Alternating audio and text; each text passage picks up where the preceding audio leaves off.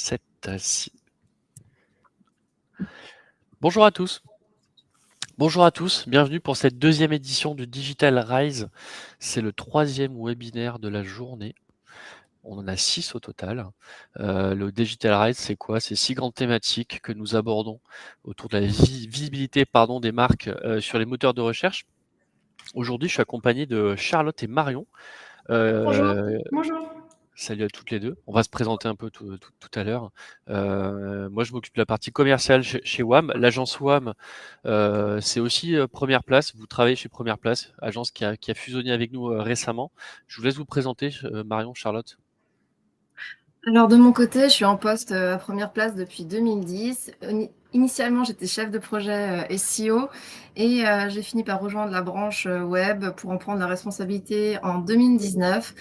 Et du coup, c'est très pratique d'avoir cette double compétence pour justement inclure tous les principaux éléments essentiels du marketing, mais toute la compétence web aussi sur la création des sites. Et je m'occupe donc de tout ce qui est chefferie, création, gestion, refonte de sites et le management de l'équipe web. Je te laisse te présenter, Marine. Du coup, moi, je suis sur Première Place depuis 2022 dans le pôle web. Je suis intégratrice web. Je suis aussi dans tout ce qui est un petit peu plus graphisme. Donc, je suis un peu le couteau suisse du pôle. Et je suis devenue référente sur l'accessibilité web depuis peu. Voilà. Ok, très bien. Avant de démarrer, je vais vous présenter un peu l'agence. N'hésitez pas, tout le monde, bienvenue à tout le monde qui arrive. Merci déjà d'être là. On va vous envoyer des petites questions, des petits sondages pendant le webinaire. N'hésitez pas à nous poser vos questions. On y répondra en fin de webinaire si on a le temps, et on essaiera de prendre le temps pour ça. Et on y répondra aussi dans le e-book qu'on vous enverra jeudi, si jamais on n'a pas le temps de répondre à ces questions. Je vais vous présenter l'agence. Donc l'agence WAM et l'agence Première Place qui ont fusionné récemment. On accompagne aujourd'hui les clients depuis 15 ans sur tous les leviers clés de la search experience. On a toute la partie SEO pour construire des stratégies sur mesure de visibilité pour nos clients. On a aussi toute la partie contenu. Ça, c'est un peu la clé aujourd'hui pour monter des stratégies éditoriales et aussi pour produire les contenus, tout type de contenu pour nos clients, pour leur site, mais sur tous les autres canaux aussi. Je pense notamment aux réseaux sociaux. On accompagne aussi nos clients sur toute la partie SIA, donc pour quand on a des problématiques clients très héroïstes, vous vous en doutez. Le développement de sites web, notamment avec vous aussi, Première Place. On est spécialisé sur WordPress et PrestaShop. Donc si vous avez des refontes de prévues, n'hésitez pas à nous contacter. Une des spécificités aussi de WAM, c'est la partie relations presse. On intègre des stratégies d'autorité et d'influence dans ce qu'on va construire pour nos clients. Et enfin, l'avant-dernier pôle, c'est de la partie IT. Ça, c'est très spécifique sur des sujets très stratégiques pour nos clients. Je vous donne un exemple très concret. Un client qui veut se lancer sur un nouveau business demain, et on est capable de l'accompagner, de l'aider à prendre les bonnes décisions en lui réalisant des études de captation, des analyses de marché. On a un outil interne qui s'appelle Benur qui nous aide à ça. Et enfin toute la partie data, parce que tout ce que je vous raconte, il faut le mesurer. Même la partie RP, on est très attaché à mesurer nos campagnes RP et leur efficacité, et bien sûr d'accompagner nos clients sur la partie data pour qu'ils aient des données les plus fiables possibles. Et Dieu sait si c'est compliqué, de plus en plus compliqué. Donc l'agence WAM, c'est 60 personnes à Lyon, à Mulhouse, à Paris. On accompagne les grands comptes, les ETI et les PME. Si tu peux passer à la slide suivante, Marion, s'il te plaît. Et enfin, moi, le dernier chiffre que j'aime beaucoup, c'est ce chiffre 7 qui, pour moi, résume beaucoup de choses. 7, c'est 7 ans de fidélité en moyenne chez WAM, qui montre vraiment la qualité de la relation qu'on a su tisser avec nos clients, entre les clients et les équipes, et qui montre aussi que les clients nous font confiance. Et ça on apprécie énormément. J'en dis pas plus. Je vais vous laisser avec Charlotte et Marion. À vous de jouer sur l'accessibilité web. Ok. Et ben c'est parti. Du coup, on va parler de la nouvelle législation qui va entrer en place en 2025 et les impacts du coup sur votre site et ce que vous pouvez mettre en place de votre côté. Du coup, c'est un petit peu le petit sommaire. On va commencer avec quelques définitions pour mettre un petit peu un cadre à ce que c'est l'accessibilité numérique. Donc, c'est surtout pour les personnes en situation de handicap, pour qu'elles puissent utiliser le web, plus précisément pour percevoir, comprendre, naviguer, interagir avec le web et aussi contribuer. Ça bénéficie aussi à d'autres personnes, donc par exemple les personnes âgées ou des personnes qui sont en situation de handicap qu'on dit ponctuel, donc un bras cassé par exemple. En gros, c'est tout ce qui est handicap visuel, auditif, physique, parole, cognitif, neurologique. Ça englobe tous les types de handicap. On va parler de certains acronymes tout au long du webinaire. Donc le WCAG, c'est en gros les lignes internationales pour l'accessibilité du web. Le RGAA, c'est notre référentiel en France. On va aussi parler du ARIA, donc ça c'est un peu plus au niveau du code. NVDA, c'est tout ce qui est lecteur d'écran par exemple, et A11Y, c'est Accessibility, le 11 faisant référence aux 11 lettres qui sont en italique. On va parler tout de suite de la législation. On va rentrer dans le vif du sujet. Donc en France, on a 3 grandes lois et décrets. Donc la loi du 11 février 2005, c'est ce qui mettait déjà en place les premières parties de l'accessibilité numérique. En 2019, il y a eu un premier décret pour mettre en place tout ce qui est obligation légale et quelles entités sont soumises surtout à ces obligations. Ce décret a évolué en 2023 et donc maintenant c'est une extension à d'autres entités qui sont concernées et c'est à peu près les mêmes obligations légales. Ces 2 décrets se basent sur des directives européennes, donc une de 2016 qui a permis en 21 mois du coup de mettre celui en place de 2019 et celle de 2019 qui est celle qu'on va mettre en application en 2023, enfin plutôt en 2025. Donc le décret du 24 juillet 2019 concernait les personnes morales de droit public. C'est tout ce qui est communauté de communes, l'État.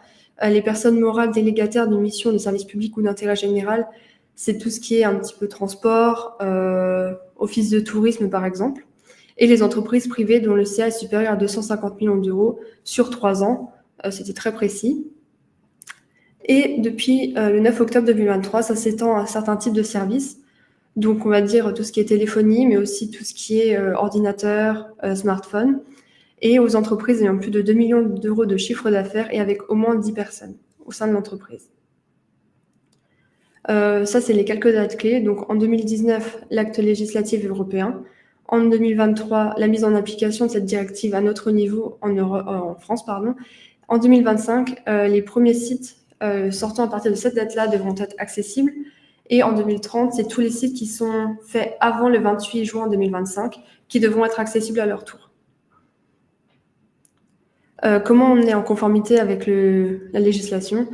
Tout simplement en respectant les règles du RGAA, mais aussi en utilisant les obligations complémentaires. Donc le schéma pluriannuel de mise en accessibilité, c'est un schéma qui vous permettra en fait de dire quelles actions vous allez mener pour rendre votre site accessible dans le futur s'il ne l'est pas déjà. Une déclaration d'accessibilité et une indication du taux de conformité sur le site qui est accessible et qui vous renverra vers la déclaration d'accessibilité quelque part sur le site. Et concrètement, en France actuellement, où on en est, on va dire que c'est pas fameux. Une étude a été menée en 2023 par Consent Square Foundation qui a étudié 50 sites les plus visités en France. Donc il y a quelques noms qui ont été mis en bas, c'est pas tous les noms bien évidemment, mais seulement un de ces 50 sites était 100% en conformité avec le RGAA et il s'agissait du servicepublic.fr, donc un site du gouvernement. La plupart des sites ne respectent pas les obligations légales et on va dire que les sites analysés qui avaient les meilleurs taux d'accessibilité, c'est ceux de l'État. En France, on est aussi à la traîne par contre sur les démarches. Ils ont promis qu'en 2022, 80% des démarches les plus utilisées en ligne seraient, donc par exemple pour faire ses impôts, seraient accessibles et finalement on en est très loin. Il n'y a que 7% des démarches qui sont accessibles complètement. Le reste commence à être accessible et encore 42%, voire plutôt 43%, ne le sont pas du tout. Une autre étude qui est mise à jour régulièrement a étudié 3054 sites, et donc c'est sur 46 secteurs, donc il va y avoir le secteur bancaire, le secteur du service public, et sur ces 3054 sites, seulement 87 respectaient les obligations d'affichage, donc c'était le taux de conformité, la déclaration d'accessibilité et le schéma pluriannuel. Donc seulement 87 sur ces 3054, et seulement 18 sites sont totalement conformes. La majorité sont non conformes, donc on va avoir 2788 sites qui sont non conformes, ce qui est énorme. Mais du coup, quelles sanctions? Les sanctions ont évolué avec la loi. Donc, c'est-à-dire que maintenant, on n'a plus que 6 mois pour se mettre en conformité. Les amendes peuvent aller jusqu'à 50 000 € par outil digital non conforme, donc par site, par exemple. 25 000 € d'amende si les obligations complémentaires ne sont pas respectées. Attention, si aucune mise en conformité n'est appliquée suite à une sanction, la sanction peut revenir dans un délai de 6 mois. Depuis le début de l'année, l'Arcom peut sanctionner ces sites, il les contrôle. On peut faire de la délation aussi. Par exemple, on va sur un site, on n'arrive pas à y accéder, on peut le signaler à l'Arcom qui va d'abord faire un courrier pour demander à ce que ça se mette en conformité sans sanction. Si au bout de 6 mois, c'est pas fait, là par contre, les premières amendes peuvent tomber. Donc attention si vous deviez déjà être accessible. Le référentiel, c'est pour qui et qui peut être impacté? Toutes les personnes en situation de handicap. On compterait à peu près 7 millions de personnes en situation de handicap de plus de 15 ans en France, ce qui est énorme. Et aussi, de toute façon, les personnes âgées, comme on l'a dit, et ça représente plus d'1 quart de la population qui est une personne âgée. Donc, c'est très important pour eux, mais également pour nous, finalement, parce qu'à tout moment, on peut se retrouver dans une situation de handicap également. Le référentiel, c'est 13 thématiques et 106 critères.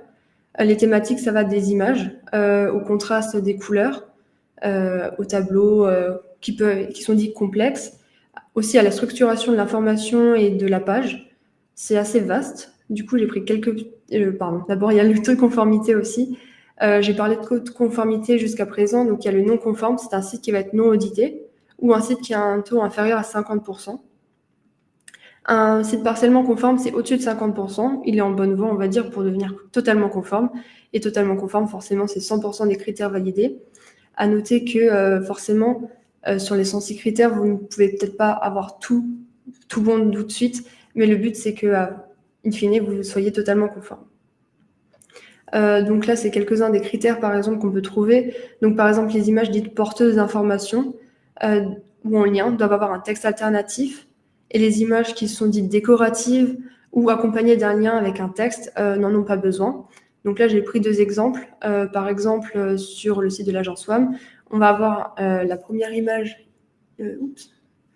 avec du texte. Donc, elle est porteuse d'informations. Il faut justement que dans le texte alternatif, on retrouve cette information qui ne peut pas être visible pour tout le monde. À noter que si le texte qui est dans l'image est trop important, vous pouvez toujours dire que vous mettez la suite ci-dessous. Ce sera lu par le lecteur d'écran et la personne aura l'information après. Mais effectivement, si une image est dite décorative, elle n'a pas besoin forcément d'avoir un texte alternatif. Les médias avec du son doivent avoir une alternative, donc un sous-titrage et langue des signes, et les vidéos doivent avoir une audio-description. Ici, c'est un exemple de Design Gouv qui a publié une vidéo justement sur l'accessibilité, et ils ont bien fait de sous-titrer pour que n'importe qui puisse y accéder. Et vous-même, par exemple, quand vous vous retrouvez dans un environnement bruyant, que vous n'avez pas forcément vos écouteurs, ça vous permet de regarder la vidéo sans perdre d'informations. Mais on va avoir aussi le système de navigation, donc il en faut au moins 2 par page. Donc par exemple le menu, un plan du site et par exemple une recherche. Donc par exemple sur le site, vous retrouverez les 3. Donc ça, ce serait un bon critère. À noter qu'il y a des exemptions, puisque normalement tous les fichiers bureautiques, tous les contenus intranet et extranet, les contenus audio ou vidéo doivent être rendus accessibles. Mais s'ils ont été faits avant une certaine date, donc par exemple le 23 septembre 2018 pour les fichiers bureautiques, on peut en être exempté, ou alors les contenus tiers ou des vidéos ou des cartes qui viennent par exemple de Maps, ça peut être aussi exempté. C'est bon à savoir, mais partir de 2018, tous les fichiers, par exemple bureautiques, doivent être accessibles. C'est-à-dire que votre Word, par exemple, vous devez le rendre accessible avant de l'exporter en PDF, par exemple. Aussi, quelques informations. La déclaration d'accessibilité n'est valide que 3 ans après la publication du site. Donc, à partir du moment où vous publiez finalement la déclaration, ou 18 mois à partir du moment où une nouvelle version du RGAA est disponible. Des dérogations pour charges disproportionnées sont disponibles et sont possibles, mais il faut être capable de prouver en fait que c'est trop important comme charge de travail auprès d'un organisme vérificateur. Et vous allez me dire, et les extensions dans tout ça, il y en a plein, et mon site peut être accessible, sauf qu'en fait, pas vraiment. On va dire qu'en général, ça couvre au maximum 30% des critères du RGAA ou du WCAG, ce qui est finalement très peu. Ça peut causer des soucis aussi lors d'utilisation d'outils d'assistance. Donc ça peut prendre le dessus et finalement rendre votre site encore moins accessible pour la personne. Votre site doit être déjà un minimum accessible, puisque forcément, si vous avez des textes trop compliqués, par exemple, l'outil ne va pas forcément réduire tous les textes. Et ça ne peut pas se substituer non plus à une bonne connaissance des critères et une bonne mise en application, qui peut être fait d'ailleurs en amont de la création d'un site. Et attention, il est vrai que certaines extensions peuvent du coup aller à l'encontre du RGPD.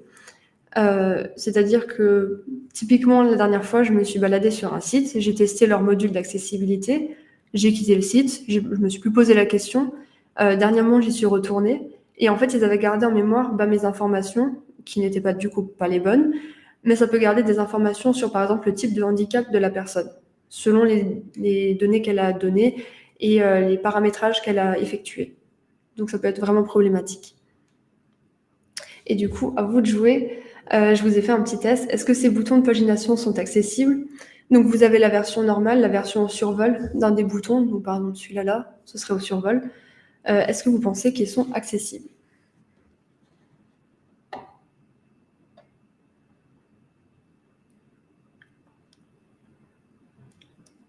Oups. Je suis pas sur le bon écran. Alors vous avez le sondage, vous pouvez répondre dans le sondage pour voir si on a La réponse est sur la slide juste après, donc ce serait dommage que j'en change maintenant. On a un non, on a un oui. Donc là on a 50-50. En attendant les résultats du sondage, j'espère qu'il n'y a pas trop d'écho quand je parle. Je m'excuse d'avance s'il y en a, parce que tout à l'heure, il y en avait. Pour compléter ce que Marion disait au niveau des extensions, on ne dit pas qu'il ne faut pas en utiliser, au contraire, hein, si vous pouvez en installer sur votre site, c'est très bien. C'est juste, faites bien attention à la sélection du module utilisé, parce qu'il y en a énormément qui existent sur le marché. Et surtout, ne pensez pas que ça dispense de soigner son code, de soigner ses contenus. On va en parler dans la seconde partie de ce qu'il faut faire aussi à votre niveau et pas que en demandant à une équipe d'experts. Mais voilà, les modules, il y a du bien, il y a du moins bien. Faites juste attention et soignez quand même tout le reste. Quel teasing tu nous fais, Charlotte. Alors on est à 70% de non et 30% de oui. Voilà. Et bien, je vais donner la réponse qui était effectivement non. Bravo. Je vous ai donné un exemple de comment les personnes, par exemple, avec un daltonisme, peuvent voir en fait ces boutons. Donc, on va dire que ceux qui ont la charte de WAM s'en sortent plus ou moins bien. Mais il est vrai que quand on ne voit pas les couleurs, c'est très difficile déjà de voir l'information. Mais c'est d'autant plus difficile en fait quand on se retrouve avec du violet et du bleu. La plupart des daltoniens ne verront pas du tout l'information comme nous on peut la voir. Donc là, par exemple, ce qui est conseillé dans le référentiel, c'est de mettre un autre moyen que la couleur. Donc par exemple, on aurait pu souligner le 2 qui est au survol, le souligner par exemple pour indiquer qu'on est par exemple sur ce bouton. Et je vous ai mis un petit exemple de comment on voit les daltoniens. Donc la vision dite normale, et ensuite celle sans couleur, sans rouge, sans vert et sans bleu. Et on voit que finalement, il y a plein d'endroits où on va utiliser certains codes couleurs et qu'eux ne verront pas forcément. Donc c'est pour ça que c'est aussi très important de penser au contraste et à donner l'information d'une autre manière que juste la couleur. Alors, merci pour la transition, Marion. Tu peux aller sur la slide suivante. Merci. Oui. Alors, du coup, ce que disait Marion, effectivement, en début de présentation, c'est que les défauts d'accessibilité vont impacter finalement tous les utilisateurs, parce qu'il y a des handicaps qui sont permanents, que ce soit auditifs, cognitifs, visuels, physiques, paroles neurologiques, mais il y a aussi des handicaps temporaires. Donc, elle disait par exemple un bras cassé, mais il y a aussi des situations du quotidien. Vous êtes dans le train, vous finissez votre présentation pour un client, ça bouge beaucoup. Voilà, ça peut être très compliqué de naviguer si les boutons sont petits. Donc voilà, en fait, ça va vraiment bénéficier à tout le monde si votre site est accessible. Pareil pour les environnements bruyants, vous ne pouvez pas entendre la vidéo. S'il y a des sous-titres, ça va permettre aussi à n'importe qui d'y accéder. Alors, une des premières choses à faire pour rendre votre site accessible, c'est de travailler son contenu. Il faut écrire dans un français simple. Vous pouvez même aller jusqu'à écrire en FALC, donc français facile à lire et à comprendre, pour des personnes, par exemple, qui ont des handicaps cognitifs. Donc, il faut déjà aussi éviter, mais pour la plupart des personnes, les figures de style, les proverbes. Ça permet aussi aux personnes d'origine étrangère qui ne parlent pas très bien le français de comprendre vos contenus. On va privilégier les paragraphes courts, sans justification. Je répète, la justification, c'est vraiment réservé pour tout ce qui est print. C'est quelque chose qu'on doit toujours dire à nos clients, même si c'est...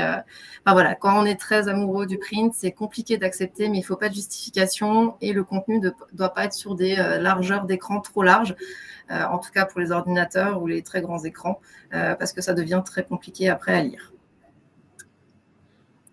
Alors, au niveau du contenu, ce qui est très important aussi, c'est d'expliciter tous vos appels à l'action. C'est bien pour la compréhension de l'internaute et l'accessibilité des actions, mais c'est bien aussi pour votre taux de conversion. Si l'internaute sait ce qu'il doit faire, ça va déclencher plus facilement son action. Donc, vous évitez tous les liens, boutons avec juste écrit « cliquez ici » et vous privilégiez des actions très claires. Imaginez maintenant une fiche produit où il y a écrit « cliquez ici pour un ajout au panier ». Ça va être hyper compliqué de convertir. Donc, voilà, toujours parler de l'action qui est à faire et donner plus d'informations que pas assez. Il n'y a pas que le contenu lui-même qui doit être travaillé. Donc, une fois que le fond est travaillé, il faut travailler aussi la forme. Donc, structurez bien vos pages. Il faut que l'organisation générale soit compréhensible. On doit facilement accéder au contenu. Donc, les espacements, les titres, les visuels, vidéos, n'hésitez pas à en utiliser. Utilisez aussi les listes à puces. Ça permet d'accéder à plusieurs idées facilement. Et que les enchaînements aussi des blocs soient compréhensibles et qu'on ne se demande pas où on doit aller pour accéder à la suite des informations. Une bonne structuration visuelle et un code bien structuré, donc en utilisant la structuration HTML5, ça va vraiment être bon pour vous et pour les moteurs de recherche, les lecteurs aussi de pages, donc les synthétiseurs vocaux, tout ça. Par exemple, pour les titres, vous mettez un H1, ensuite un H2, ensuite un H3 et pas H1, H4, H3, H2. Enfin voilà, ça doit toujours être bien hiérarchisé. Ensuite, on a parlé du fond, de la forme, mais au niveau de la forme, il n'y a pas que la structure, il y a le design. Le design, il est vraiment central sur votre site. C'est un allié de l'accessibilité et pas du tout un ennemi. À une époque, l'ergonomie et le design, c'était un petit peu compliqué, mais ça fonctionne vraiment ensemble. La charte, elle doit être pensée pour tous. C'est-à-dire que si actuellement, vous êtes en train de refaire votre charte et que vous ne pensez pas tout de suite à refaire votre site, il faut quand même penser à l'accessibilité. Si maintenant vos contrastes de couleurs, texte, fond ne sont pas bonnes et que vous allez floquer toute votre flotte de véhicules et que dans 2 ans, vous refaites le site et que là, vous devez refaire toute votre couleur parce que ce n'est pas accessible, ça serait un peu dommage au niveau de votre communication globale. Donc, il faut tout de suite bien penser au contraste texte-fond. Sur le site, pour aller sur un niveau d'accessibilité plus important, vous pouvez proposer des thèmes sombres ou des options de contraste important qui permettent donc d'éviter les luminosités trop importantes et donc d'accéder mieux à toutes les informations. De toujours proposer des alternatives aux couleurs, des icônes, mais aussi du texte. Donc, ne jamais donner des informations que par la couleur, sinon c'est totalement inaccessible. Et il faut que j'accélère un petit peu. Voilà, il va falloir associer les couleurs, les formes, les textes, intégrer les éléments d'action dans leur contexte. Je parlais tout à l'heure d'ajouter au panier. La quantité, il faut la mettre à côté d'ajouter au panier. Si elle est dans une zone totalement séparée, vous allez avoir un problème au niveau, personne va mettre plusieurs produits dans le panier. Pareil pour le choix des couleurs, le choix des tailles, tout doit être dans le même contexte. Et vous pouvez illustrer aussi vos idées par des photos, des graphiques et éviter des dossiers de 10 pages sans rien qui permettent d'accéder plus facilement à l'idée.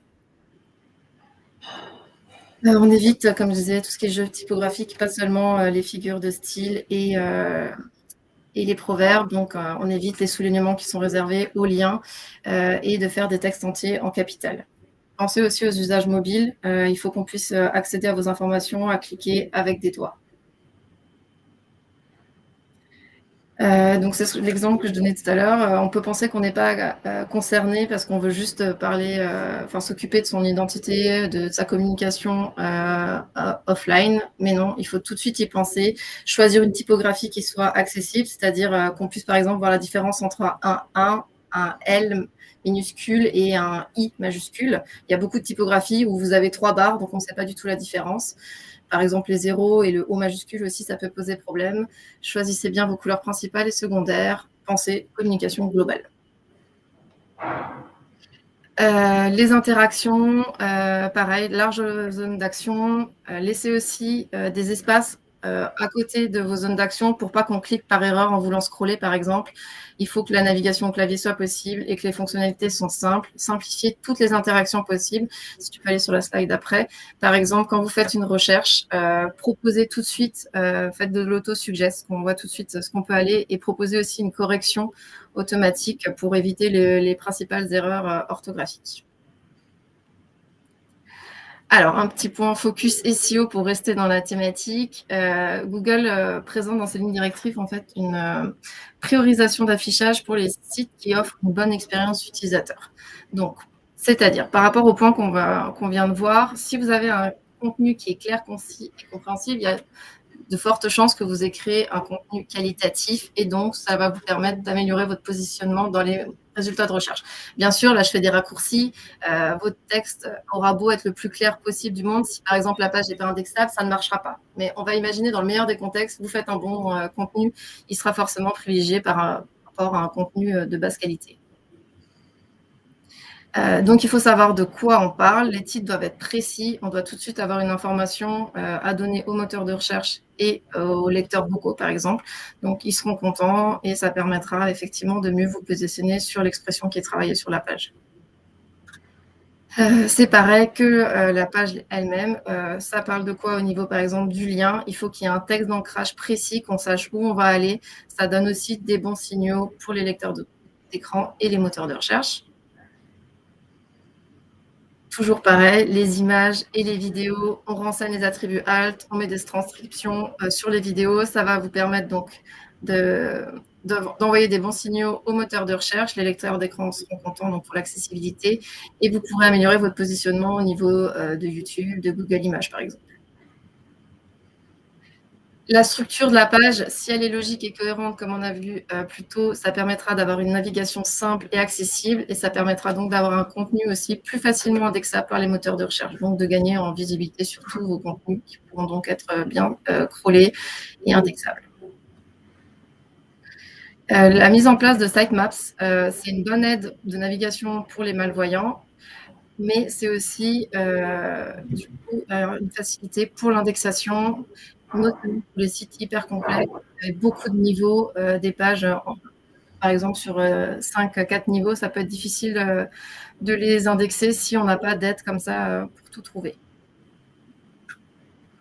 Si vous structurez bien votre en-tête, que vous donnez les bonnes informations, que vous avez un séquençage logique pour tout ce qui est balise, que vous évitez les sauts de section, H1, H2, H3, comme on disait tout à l'heure, que le titre est bien descriptif, ça permettra donc une bonne interprétation de la page par les lecteurs vocaux, par les personnes qui sont sur le site et par les moteurs de recherche. Et ça pourra aussi vous aider à obtenir des features snippets. Vous avez un exemple à côté, hein, ça permet de sortir des avis, ça permet de sortir des liens rapides dans la page, enfin voilà, d'avoir des résultats plus attractifs. Pareil, si vous codez correctement votre site pour le rendre bien accessible, vous allez aussi prioriser un chargement du site rapide. Et donc, ça, c'est très bon pour le référencement, le positionnement. Les sites qui ont un temps de chargement limité sont privilégiés. Au final, si vous privilégiez bien l'expérience utilisateur, le site sera accessible, donc vous aurez une meilleure expérience pour les utilisateurs. Et du coup, vous allez pouvoir faire baisser le taux de rebond et augmenter le temps passé sur le site, qui est donc des bons atouts pour le référencement et pour emmener à la conversion votre internaute. Donc, Et en résumé, l'accessibilité, ça concerne tout le monde. Donc, moi, comme vous, n'importe quand. Le nouveau décret entre en application le 28 juin 2025. Donc, attention si vous pensez à refaire une refonte après cette date. Et même maintenant, pensez déjà à anticiper. Mettre en application les critères du RGA dès que possible. Et un site accessible sera bon pour l'expérience des utilisateurs et pour le SEO.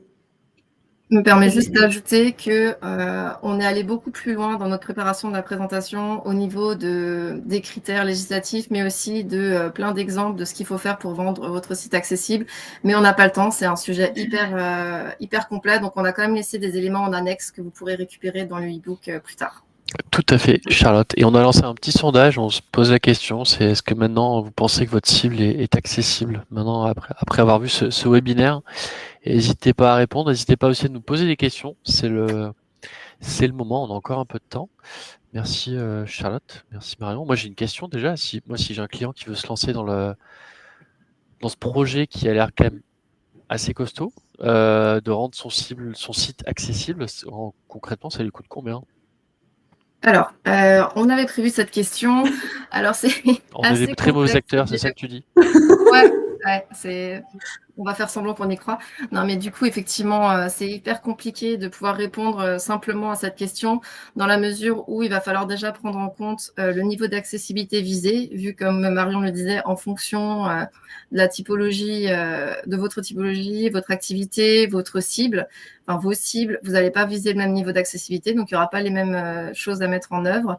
Ça va dépendre aussi si vous avez déjà un site, si vous voulez refondre l'existant ou si vous voulez conserver le site actuel, parce qu'il va y avoir différentes choses. Il va falloir analyser pour savoir votre niveau d'accessibilité actuel et voir effectivement ce qui est faisable de faire sur le site ou ce qui va être à faire sur le futur site. Quelles options? Est-ce qu'effectivement un module va permettre de répondre à pas mal de critères et du coup il y a moins de choses à faire, ou est-ce que toutes les options vont devoir être intégrées? Et il y a des choses qui vont même plus loin que notre expertise. Si vous visez un niveau d'accessibilité très important, par exemple RGA, si vous faites des vidéos, il va falloir qu'il y ait une transcription en langue des signes et des choses comme ça. Très bien, donc c'est assez complexe, c'est du cas par cas. Il y a 100% des gens qui ont vu ce webinaire qui ont leur site, a priori, en tout cas dans les gens qui ont voté, qui ont un site qui n'a pas l'air accessible. J'ai eu un cas, moi j'ai encore une question, j'ai eu un cas sur un client qui m'avait dit pourquoi mon score était plus bas que celui que j'avais eu via les outils qui calculent comme ça automatiquement le niveau d'accessibilité de son site. Tu veux répondre ou j'y vais? Non, je te laisse, tu maîtrises. En fait, quand on fait un test manuel, donc à la main, ça prend du temps, mais en fait, on va vraiment pouvoir voir tous les cas de figure. C'est-à-dire que une image, si elle n'a pas de halt, le logiciel va forcément dire attention, il y a un problème.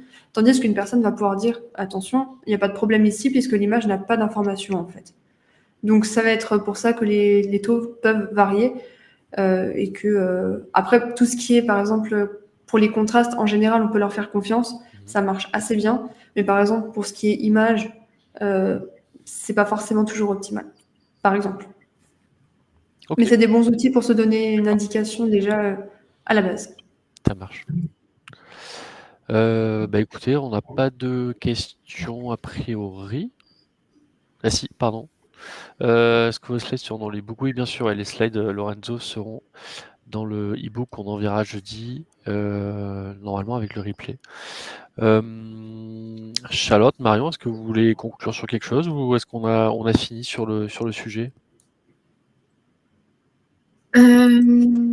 Pardon, on a encore une question. Ouais. Autant pour moi, ça arrive. Caro qui nous dit quels outils pour se donner une vue d'accessibilité de notre site? Alors il y en a plein, donc si on veut le faire à la main, il y a le référentiel qui est disponible, donc on peut le faire, ça prend du temps, mais on peut le faire soi-même. Il faut avoir quelques connaissances, par contre, en HTML, en JavaScript, ce genre de choses, parce qu'il y a des tests un peu plus techniques. Mais après, pour se donner un petit peu une vue d'ensemble sur une page, on va avoir des extensions de navigateur qui fonctionnent assez bien et qui permettent de voir rien que les contrastes. Donc, on les a mis en annexe, si jamais on a mis quelques-uns qu'on pense être pas mal. Mais on va avoir par exemple Wave, qui s'écrit comme une vague, du coup en anglais, qui fonctionne assez bien, qui est assez simple et assez clair d'utilisation. Donc voilà. Après, vous allez avoir des outils qui permettent de faire des tests pour des plus petites. Par exemple, pour des combinaisons de couleurs, vous allez pouvoir tester les contrastes. Ça permet notamment, si vous voulez savoir si votre charte, vos couleurs principales et secondaires sont adaptées pour l'accessibilité, de faire au moins ces tests-là et pas tout de suite peut-être d'aller dans un test poussé de votre site actuel, surtout si vous êtes en projet de refonte.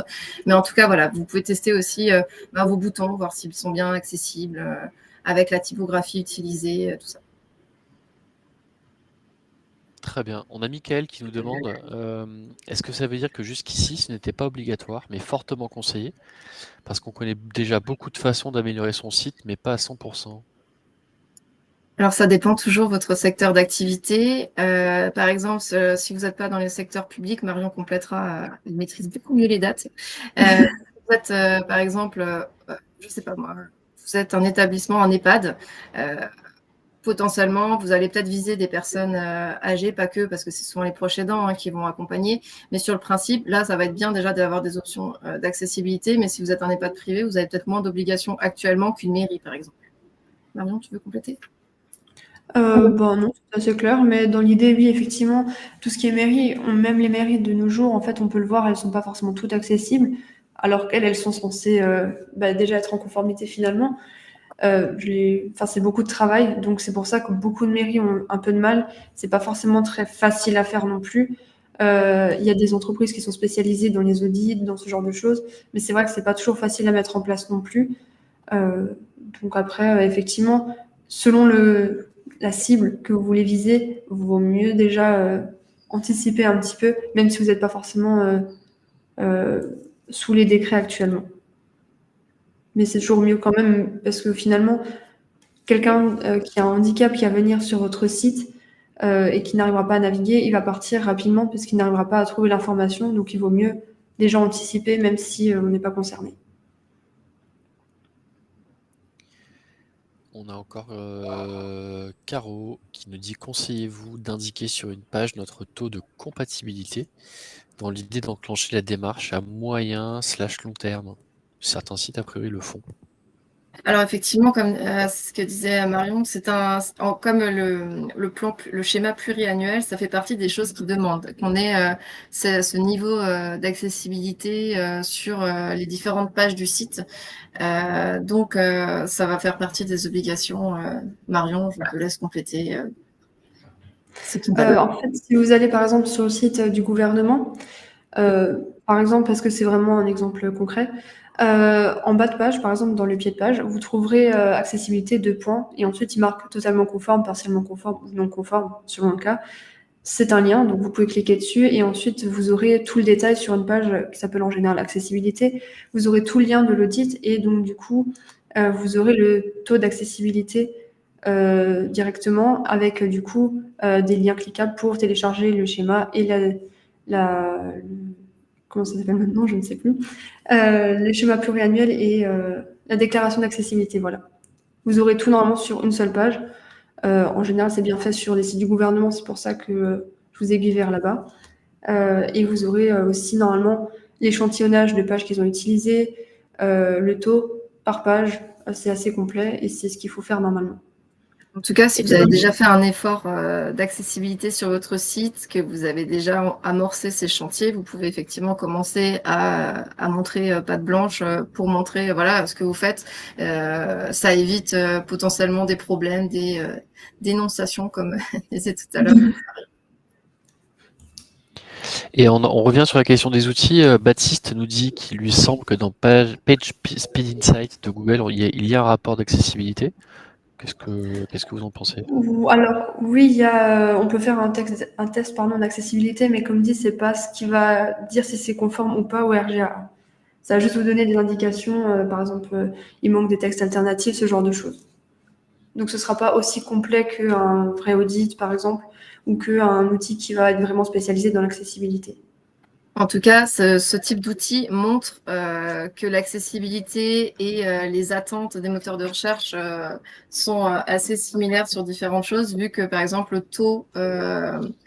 temps de chargement est devenu hyper important. Ils ont encore plus complexifié ce qu'ils attendent au niveau des temps de réponse d'un site, des différents scripts qui sont dans une page, etc. Donc, c'est vraiment central. Donc, si vous rendez votre site simple, accessible, vous allez vraiment améliorer cette partie-là aussi.